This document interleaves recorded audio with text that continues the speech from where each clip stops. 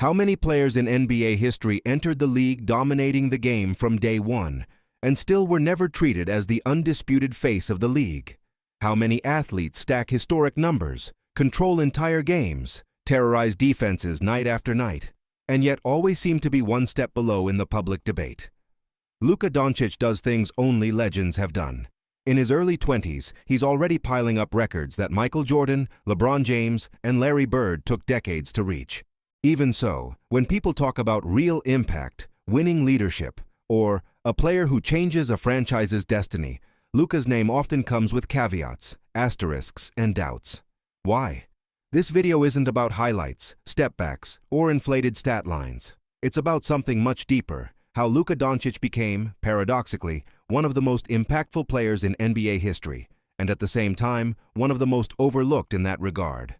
If you truly love basketball, the kind that goes beyond easy narratives, hit the like button, subscribe to the channel, and comment right now. Should Luka already be treated as the best player in the league? Because by the end of this video, the answer might make you uncomfortable. To understand why Luka Dončić is still underestimated today, you have to go back long before the NBA. The mistake started before he ever stepped onto an American court. While young prospects in the United States were being treated as projects, Luka was already living under extreme professional pressure. At 16, he wasn't a prospect in Europe, he was a Real Madrid player. At 18, he was a EuroLeague MVP and continental champion, dominating grown men, former NBA players, and battle-tested veterans. That had no precedent. And yet, when the 2018 draft arrived, the narrative was cold, almost bureaucratic. High talent, questionable body, average athleticism. That was the first mortal sin. Luka didn't fit the American mold of a superstar in the making. He didn't jump the highest, he didn't run the fastest, he didn't look sculpted for ESPN covers. What he had was something far rarer, a historically elite feel for the game. But that doesn't go viral at the combine. It doesn't become a headline. When Atlanta passed on him and Dallas had to trade up to get him, a quiet doubt was born, one that never really went away. What if he isn't actually that dominant in the NBA? That skepticism shaped everything. Every Luka mistake became evidence. Every win became favorable context. Unlike other young phenoms, he never got the benefit of rising expectations. He had to prove himself every single night. From his very first game, Luka wasn't treated like a player in development, but like someone who needed to justify his European hype. And that created a dangerous bias. He was never seen as someone becoming great, but as someone who had to convince the world he already was. And when a narrative is born crooked, even greatness has to scream to be heard. Luka Dončić lives a rare paradox in the modern NBA. He puts up historic numbers, and yet many people use those same numbers to downplay his impact. Averages of nearly 30 points, 8 rebounds, and 8 assists have become so common they're treated like routine. And when the extraordinary becomes habit, perspective dulls. But the issue isn't just the normalization of the numbers. It's the inability to understand what those numbers actually mean within the flow of the game. A large portion of traditional metrics fails to capture the kind of dominance Luka exerts.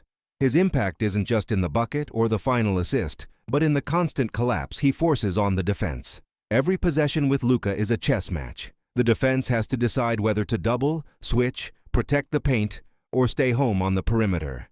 And any wrong choice gets punished. That doesn't show up cleanly in the box score, but it shows up in the desperate behavior of opposing defenses. Unlike players who depend on well-defined systems, Luka is the system. When he's on the floor, the Dallas Mavericks completely change their identity. The pace slows down, the game becomes more cerebral, and every possession carries psychological weight.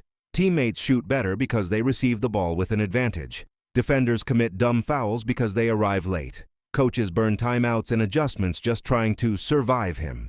Still, when Dallas loses, the narrative is quick. Luka's numbers don't translate to wins, as if carrying limited rosters year after year were proof of emptiness, and not greatness. The uncomfortable truth is that Luka exposes structural flaws within franchises, and that makes people uneasy. It's easier to blame the genius than to admit he's doing more than he should have to. Every great NBA star faces criticism. But with Luka Dončić, it has taken on a different tone, almost personal.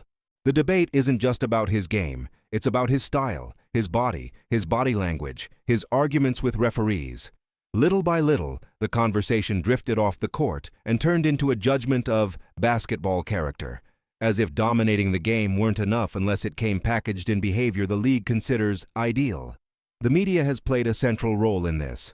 Every time Dallas falls in the playoffs, the script repeats itself. Luka holds the ball too much. Luka gets tired late in games. Luka doesn't defend. Never mind that, in most of those series, he's facing defenses built specifically to stop him, often without a reliable secondary creator by his side.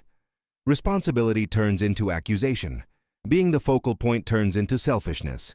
Game control turns into a style that doesn't win. What's most striking is the contrast. Players historically celebrated for dominating the ball, like James Harden at his peak, or even LeBron in his early years, were criticized, but their impact was never minimized like this. With Luka, the standard feels preloaded. He has to prove he can win before he even has a roster worthy of it. He has to be perfect before he's acknowledged. That narrative creates constant noise. Every frustrated expression becomes a headline. Every argument with an official becomes a symbol of immaturity. And in the process, the essential thing gets lost. Luka doesn't shy away from responsibility. He takes on too much of it.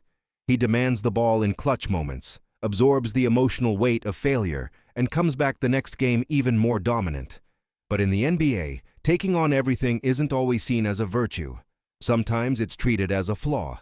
Luka Dončic's real impact begins where the cameras usually aren't focused. It's in the tense looks on defenses before the ball even goes up, in the adjustments made inside opposing locker rooms, in decisions driven by fear, not strategy. Luka changes the collective behavior of the game. When he's on the floor, basketball stops being reactive and becomes preventive. Teams don't play to beat him, they play to limit the damage. That kind of impact is rare and hard to measure. Luka forces hybrid coverages, breaks defensive principles, and exposes players who, in normal contexts, would be considered solid. He doesn't need to speed up to dominate. He slows the game down. He controls time, space, and the anxiety of the other 9 players on the court. That creates a ripple effect. Teammates gain confidence, shooters get clean looks, bigs roll freely to the rim. Even when Luka isn't the one finishing the play, he's dictating how the possession ends. Off the court, the impact runs even deeper.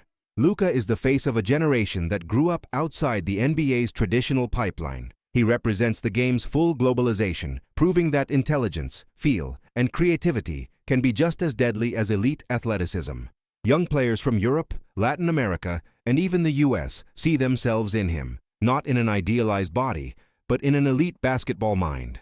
Still, that cultural impact rarely enters the conversation about greatness. Maybe because it isn't loud, maybe because it doesn't fit the league's classic marketing mold. Luka doesn't sell an unattainable physical ideal. He sells understanding of the game. And to many, that's less flashy. But to those who truly understand basketball, that's exactly where the real power lies. NBA history shows a harsh pattern. Some players are only fully recognized once time forces a rewrite of the narrative. Luka Dončić seems stuck right in that gap. He's already doing legendary things, yet he's still treated like a prospect. He already decides playoff games, yet still has to prove he can win. The impact is there, night after night, but the recognition arrives in installments. What makes Luka singular isn't just what he produces, but how he produces it.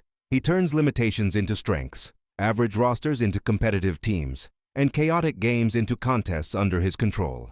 Very few players in history have imposed their identity on the game so early. And yet, the conversation around him keeps focusing on what's missing, never on what's already there. Maybe the problem isn't Luka. Maybe it's the NBA still learning how to measure impact beyond the obvious. Because when he eventually leaves the floor, whether through a franchise change, championships, or simply the passage of time, a lot of things will make sense too late. And the inevitable question will come up. How did we let this pass without fully realizing it? Luka isn't ignored because he lacks greatness. He's ignored because his greatness doesn't shout.